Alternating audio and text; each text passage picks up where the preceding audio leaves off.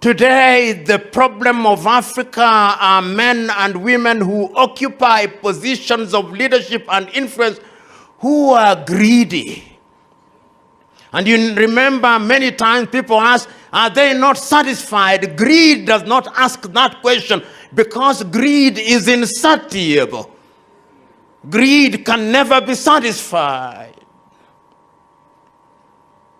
You know, this continent of ours is a great continent in prospect. Think about statistics. I think about how we still are divided. We are the only continent on earth that still is referred to as Anglophone, to say that we speak English. Francophone, to say that some of us speak French. Lusophone, to say that some speak Portuguese. Arabophone, to say that some speak Arabic. And very soon we will be called Sinophone because some of us speak Chinese or Mandarin. The battle in Cameroon is sometimes depicted as if it were a conflict between English-speaking and French-speaking. We must exorcise the ghost of dominance, being dominated by others. And it can only come through leadership. And that leadership must come from us. Whether you are in Monrovia, in Liberia, the question that I'm asking you to come up with today, what are you going to do with it in Monrovia? When you are in Dakar, in Senegal, that home of a great African, Leopold Sedar Senghor, what are you going to do about it when you are in the Gambia, the home of Dawuda Kairaba Jawara? What are you going to do about it? We must provide leadership at all levels because, as Kwame Nkrumah once said, we can solve our economic and political problems, but the most difficult problem to solve is the problem of our attitude and our mental capacity, because the colonial project was of such a nature that it taught us to hate ourselves. We must no longer hate ourselves. We must no longer think that movies made in Hollywood and Bollywood are the movies that we must watch. We must now have movies made in Nollywood and Bongowood and Riverwood in Africa. That is the only way in which we are going to provide leadership in that sector. It is a multi-billion-dollar industry. Why are we not providing leadership in that area? How can it be that our leadership in our sports sector is dominated from outside? If you go to rural Kenya, they are betting on whether Sunderland will beat Aston Villa. They are not betting on whether Abiola Babes is going to beat Afia Guinea de Conakry, the home of Ahmed Seko Touré. And yet sport is a multi-billion-dollar industry. I'm saying that leadership must be at that level in sports. What about our music? Why must it be, and I'm not saying that they don't sing well, why must it be Shakira? Why must it be Celine Dion? Why not Mbaraka? Why not Burna Boy? Why not Harmonize? When it comes to our books, who are you reading? In economics, are you reading Zambia's Ndambi Samoyo? Are you reading Sembene Osman? Are you reading Chimamanda Ngozi Adichie? Who are you reading? Because leadership is at all levels. Today, our continent finds ourselves in a midlife crisis.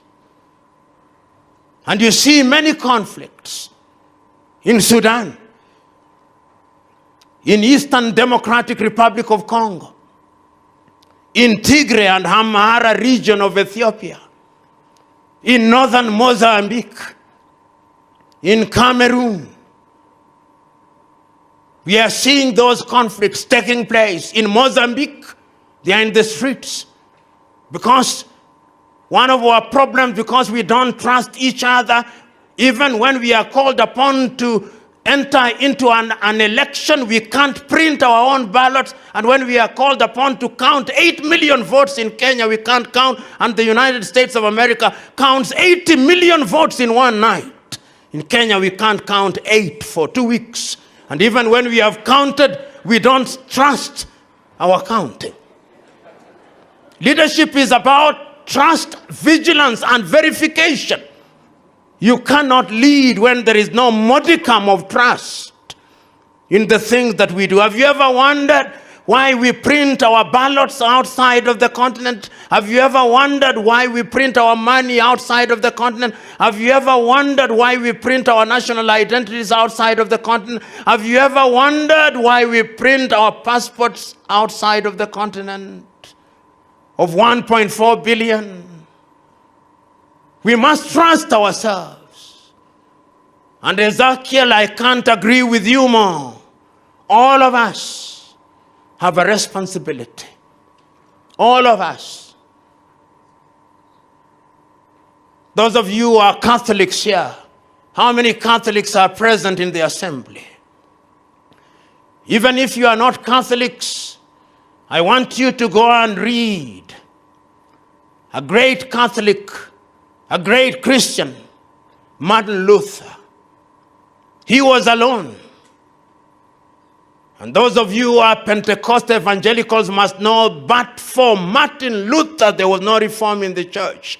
Then one day, after much reflection, on the 31st day of October, the year 1517, he penned the 95 Theses at the church in Wittenberg.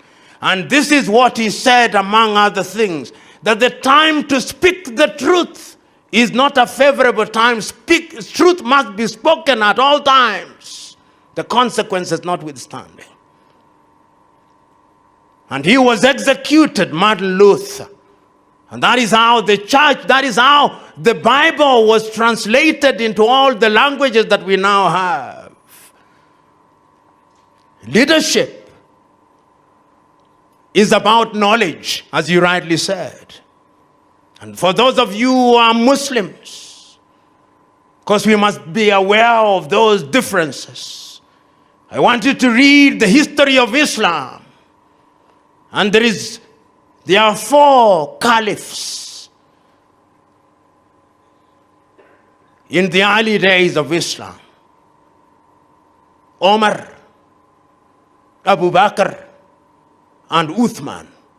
And the 4th one of them was Ali, about whom the split between Sunni and Shia came about.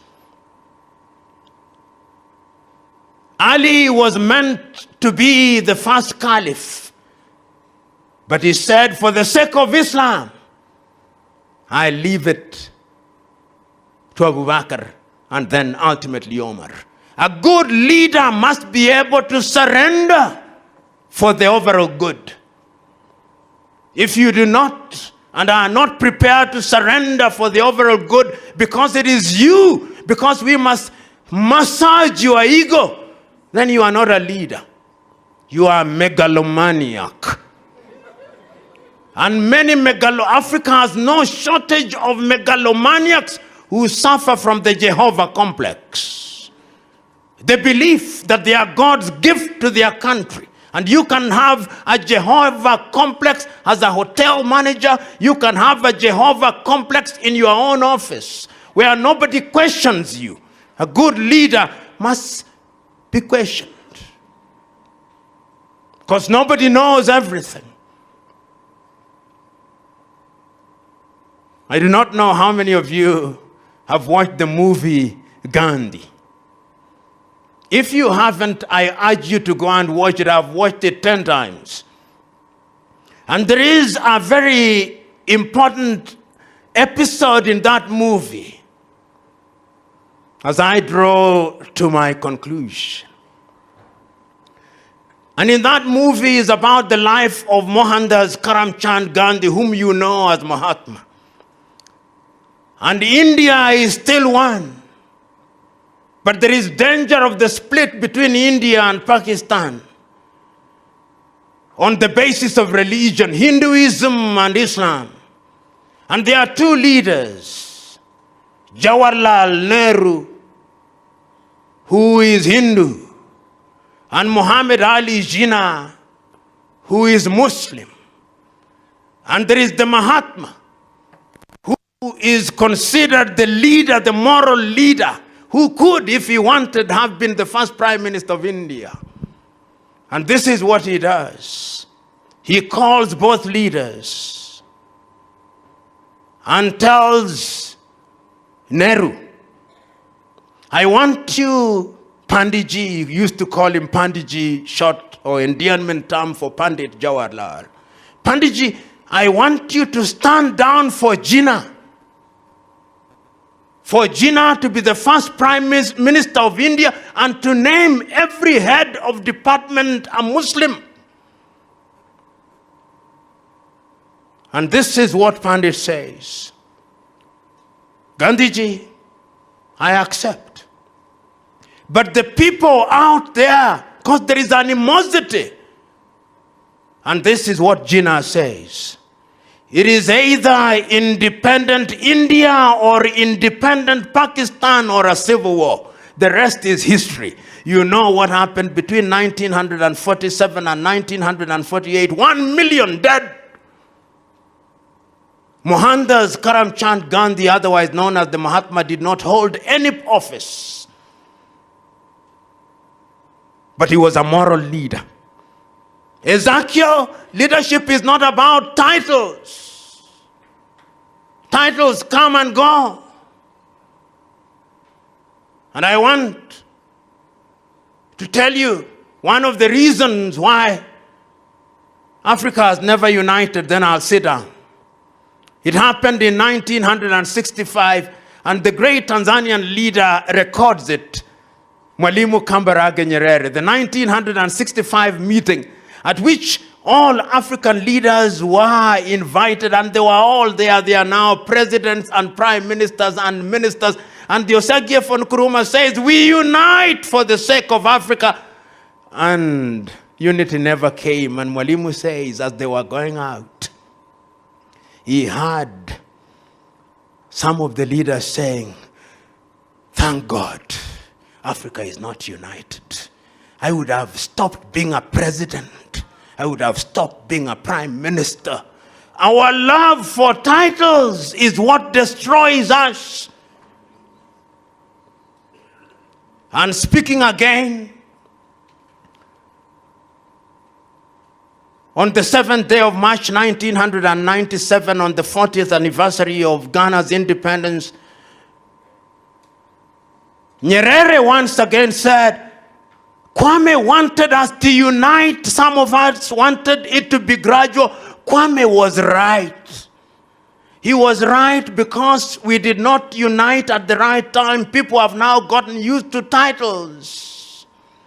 But when I go out, he said, nobody cares about my Tanzanian-ness or Liberian-ness or Rwandan-ness or Ugandan-ness. They don't care at all.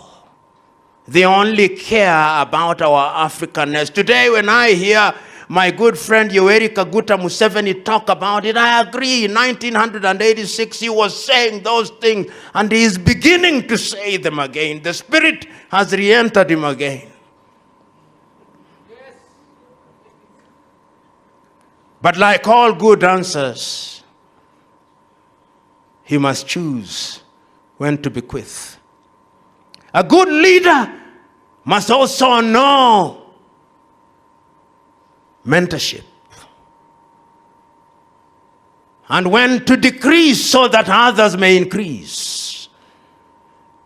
When you are a good leader, you must begin to decrease, and the others must begin to increase, because there is no recompense for a leader than to produce a student who surpasses him or her. And you are not successful until your successor succeeds.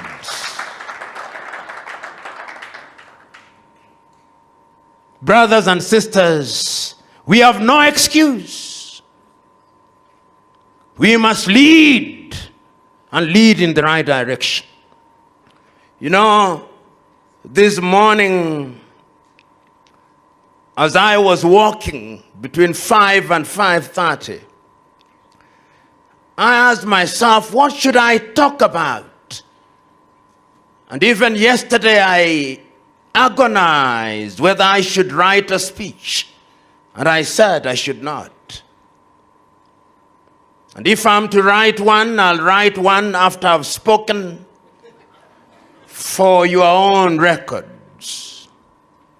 But this morning, I was thinking about the question of leadership, particularly how leadership of the political kind has kept Africa in the lower rungs of human development.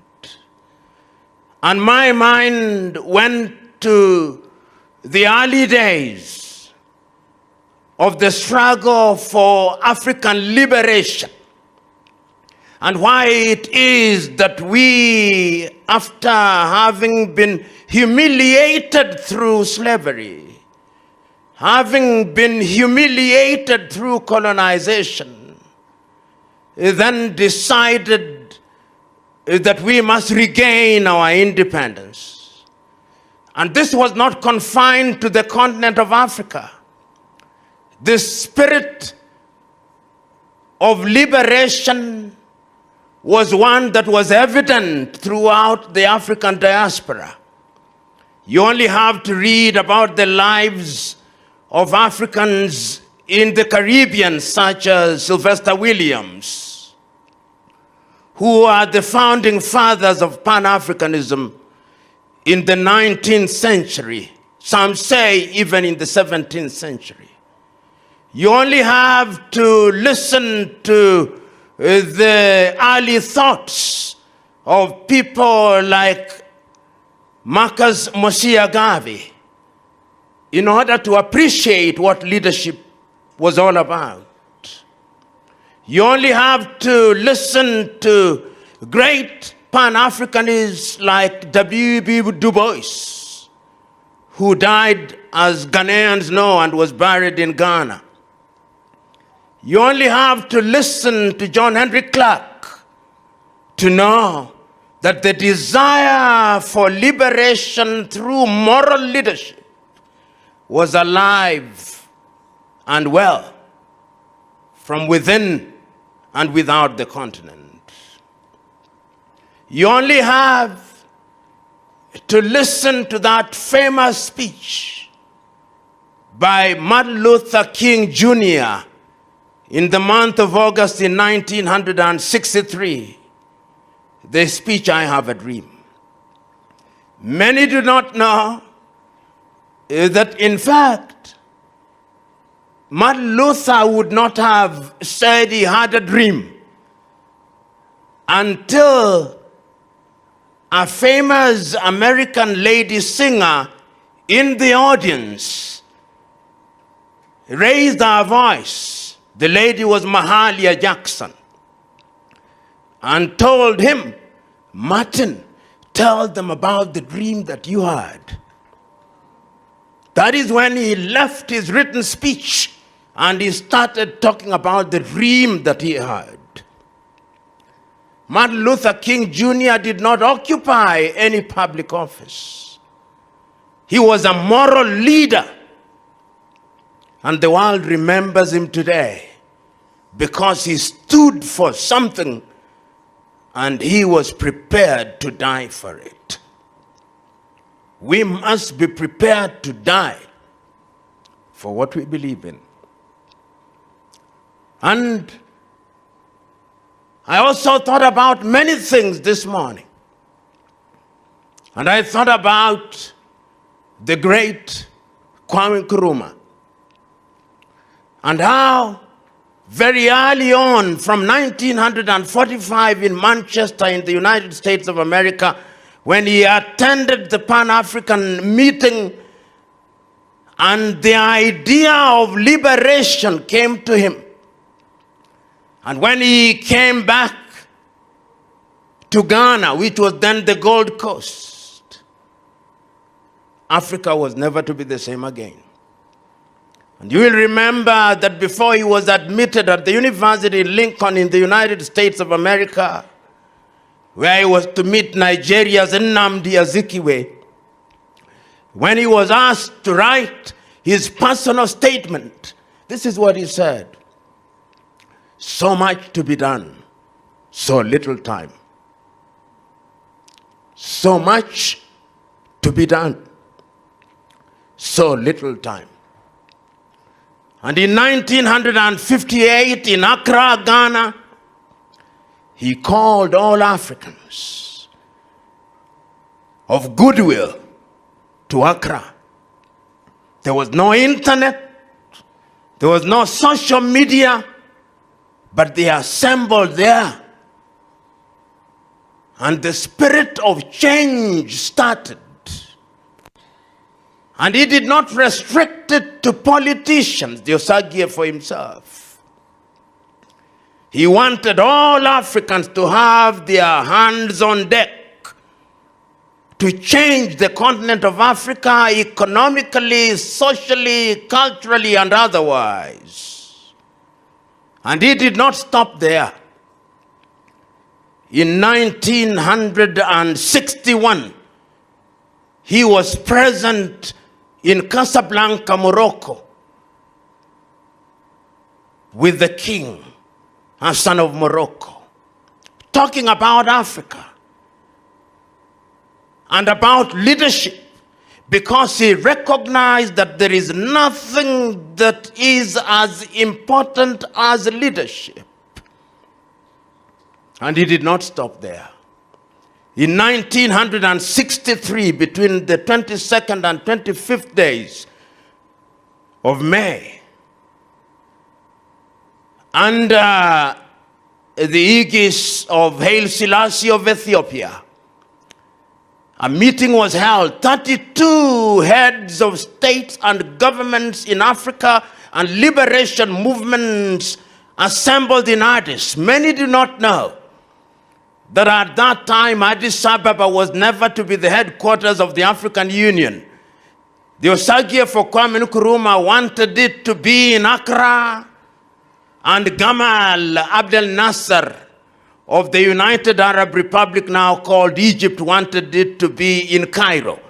And that is how it was said that Addis should be a temporary headquarter pending resolution. Is it Accra or Cairo? And of course, Addis has remained the headquarters. Why was that meeting important in 1963? It was important because all those who were politicians at that time loved Africa, all of them, without exception. I read and reread the 32 speeches. I read and reread them. Even the ones who became monsters later spoke sense. I remember the speech of David Dacko of what is now Central African Republic, saying, in part, I am happy to be a part of this meeting because it is only in unity that we can make Africa great. I remember the speech of Julius Kambarage Nyerere of Tanzania, saying we have not come here to remind ourselves about unity. Unity is what is going to make Africa great. But the most iconic speech of it all, of them all, was of course Diosagie for Kwame Nkrumah's, delivered on the 25th day of May, 1963. with a sense of urgency, he told Africans, let us unite now. Let us live here with one currency as the decision we have made. Let us live here having agreed that we'll have one army.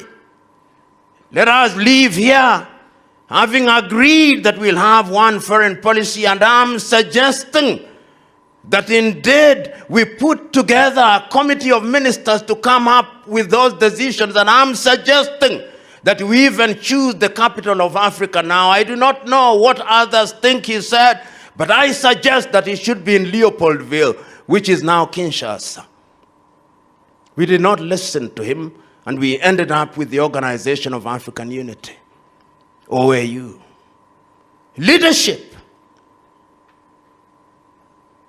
1 year later, African leaders met again, invited by Gamal Abdel Nasser in Cairo. And the Osagiefor thought that there would be unity on that day. It never happened. 1 year later, in 1965, there was another meeting in Accra, Ghana. People never talk about it.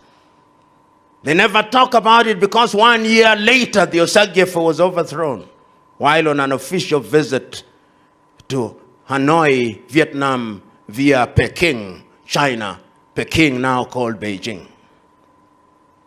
We say this because we are gathered here as Africans and we are talking about leadership. There is a book that I commend to all of us. It's written by a Nigerian, Adeke Adebayo. The Curse of Berlin, Africa after the Cold War. In Berlin, they divided us into the 54 officially recognized countries that we now have. So that we have Togo and Ghana. And the Moba of Togo speak French, and the Moba of Ghana speak English and B-Moba. In fact, the Moba of Ghana are called the B-Moba, British Mobas. That's how we are divided. Many of you here from different countries will remember that leadership was at the very heart of it. Those of you from the Democratic Republic of Congo, I want you to go and read the letter written by Patrice Emery Lumumba, the man for whom I am named, to his wife, Josephine Opango. And read that letter, one of the most important letters ever to have emerged from a prison. And he says that even if the history of Congo is not written by him, it will be written by Congolese. Patrice Emery Lumumba was only aged 35 or 36 at that time. Leadership. He knew he was going to die. And I urge you to read the book by Ludo Devet, The Assassination of Patrice Emery Lumumba, to see how brave he was, even as he faced death. The Chui of Ghana have a saying that if you run after a coward for too long, you will meet his courage. Poverty, disease, bad politics have run after us for too long. It is time for them to meet our courage. And that is why we are talking about leadership. And it is upon us to provide that leadership. You know, in 1983, in his little book, The Trouble with Nigeria, Chinua Achebe writes of Nigeria, but it could very well be about Africa, that the problem of Nigeria, and I dare say Africa, is simply and squarely one of leadership. Until the day we resolve that problem, our hostels, our universities, our sectors will never be what we want them to be. It is urgent business. Those of you who are from Zimbabwe will remember the many words of Robert Gabriel Mugabe before he overstayed in power. He was as clear as clarity can be about African dignity. You cannot be a leader if you have no dignity. Dignity is the mother's milk of true leadership.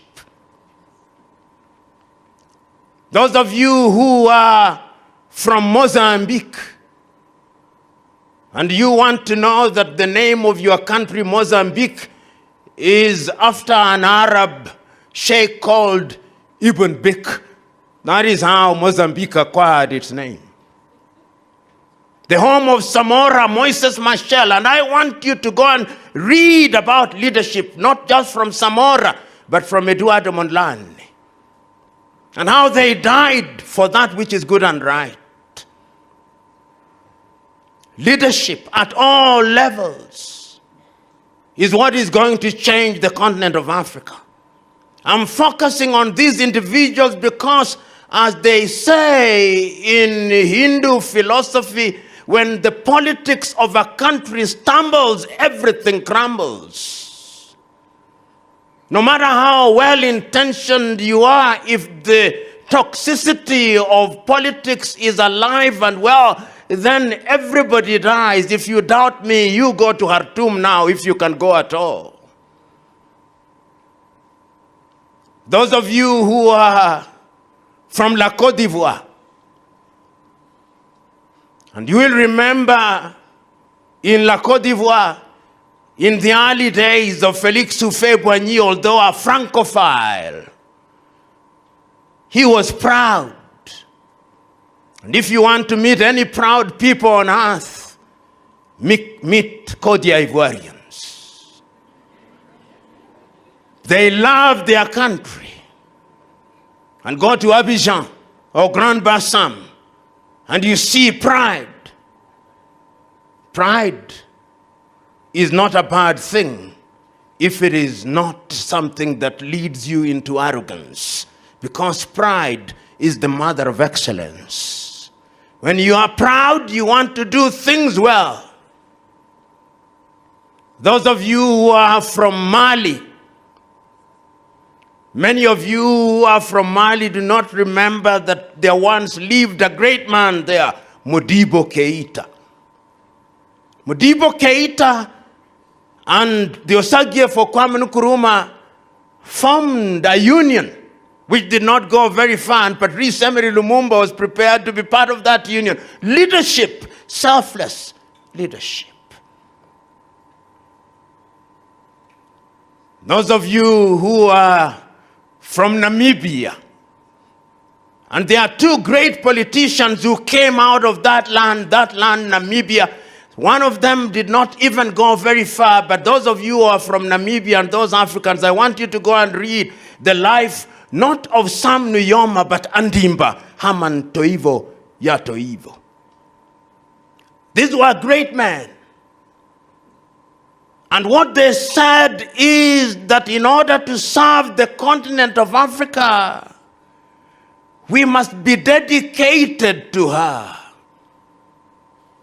Those from Lesotho, the island kingdom, the home of my friend King Lethie. See what has happened. You may have had your problems, but leadership is about dedication and being culturally aware. I mention Lesotho because part of the African problem is that culturally we have been decimated. We have a saying in Kiswahili, mwachamila ni mtumwa. If you abandon your culture, you become a slave. If Africa is going to realize the potential, the positive aspects of our culture must be given their pride of place. Those of you who are from Nigeria, I've said it times without number when I'm in Nigeria, whether I'm in Nasarawa or in Kaduna or in Anambra or in Bayelsa, I keep on saying the day Nigeria gets it right, that is the day Africa wakes up. You only have to read the story of the early years of Nigeria during the days of the great Zik of Africa. Many of you do not know that Nnamdi Azikiwe was called the great Zik of Africa because he loved the continent, as indeed did Abubakar Tafawa Balewa. And you may not know, you Nigerians, in 1970, the king of Saudi Arabia was sick and went to be treated at the hospital in Ibadan. Today, we go to London and Dubai because of lack of leadership. But I want you to travel around the world. Some of the best doctors in the world, in the United States, in Europe, in America, are Nigerians, Liberians, Ghanaians, Kenyans. You go to Columbus, Ohio. There are no less than 65,000 Liberians, and there is a consulate in Columbus, Ohio. Liberia, Monrovia, that country that became the pilgrimage site for African Americans. What leadership have we had there? One can go on and mention many of the countries. In Benin, the home of Hubert Maga. Tanzania, I've already said, the home of Julius Kambarage Nyerere, that great man. Zambia, the home of Kenneth David Kaunda. Leadership. When he died, Kaunda, Julius Nyerere, when he left office, you know, they looked for bank accounts for them all over the world. Of Kaunda, they said that he had only the equivalent of $8,000 after 24 years in power. Honesty. Of Kambarage Nyerere, those of you from Tanzania will know, he had a modest house in Butiama and his Jeshi la Kujenga Taifa, his own army, that improved that house. Look at our current political leaders. I was asked the day before yesterday, what is the dominating system of government in Africa? And I said, it is kakistocratic kleptocracy. And I had to break it down. I told them, kakistocracy is a government led by your very worst. And kleptocracy is a government led by thieves, like Mobutu Sese Seko Kukumbendu wa Nzambanga.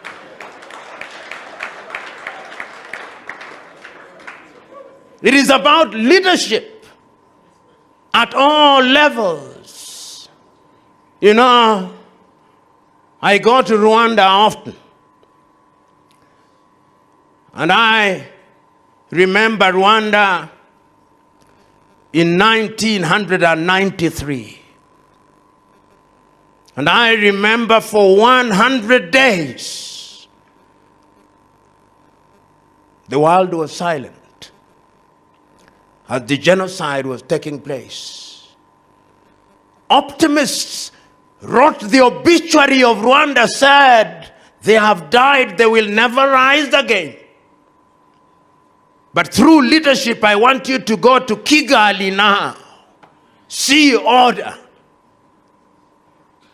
Order. Don't be cheated in Nairobi by the expressway. It looks clean. Go underneath. And you'll see the dirt. In Rwanda, when you are jogging from hill to hill, there is a provision for the pedestrians. Even the borders or the Okadas of Nigeria are controlled. In Kenya, Uganda, and Mali, they carry 3 people and sometimes sofa sets and dogs on one border. Once again, it is leadership. It can be done. No excuse is what we are saying. We have had excuses for too long. We have said that we were colonized. We were not the only ones who were colonized.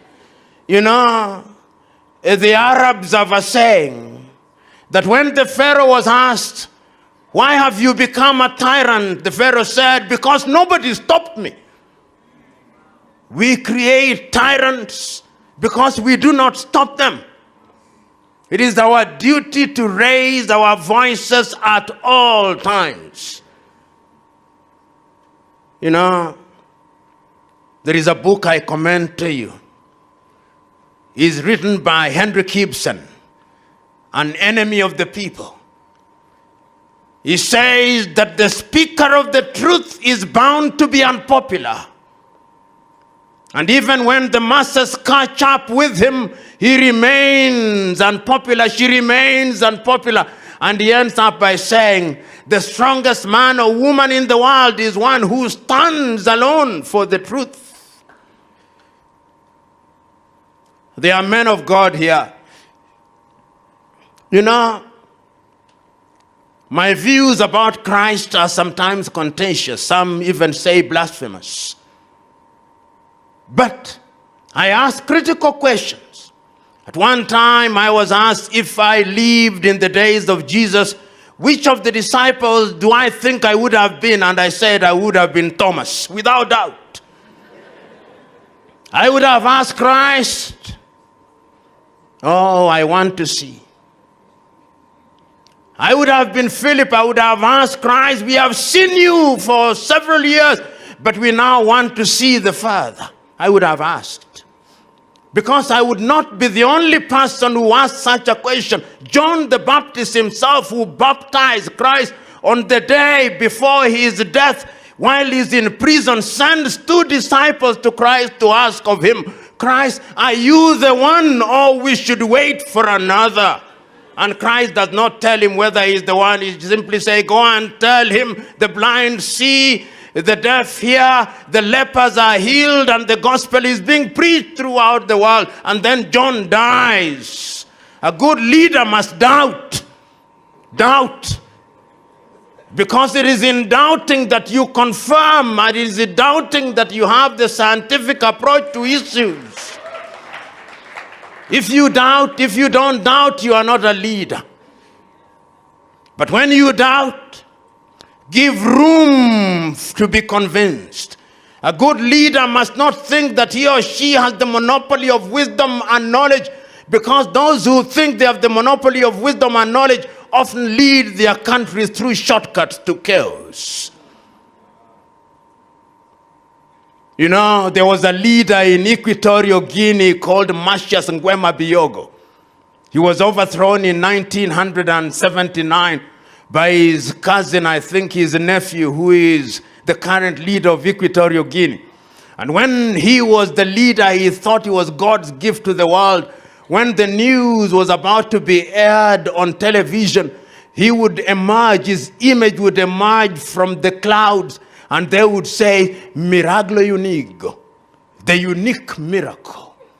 And when he was overthrown, he was running in the bush, and they found him with a sack of money, the equivalent of 6 million United States dollars. He was executed. Leadership must not be selfish, because it is all in vain. If you want to lead with no excuse, you should have no burden.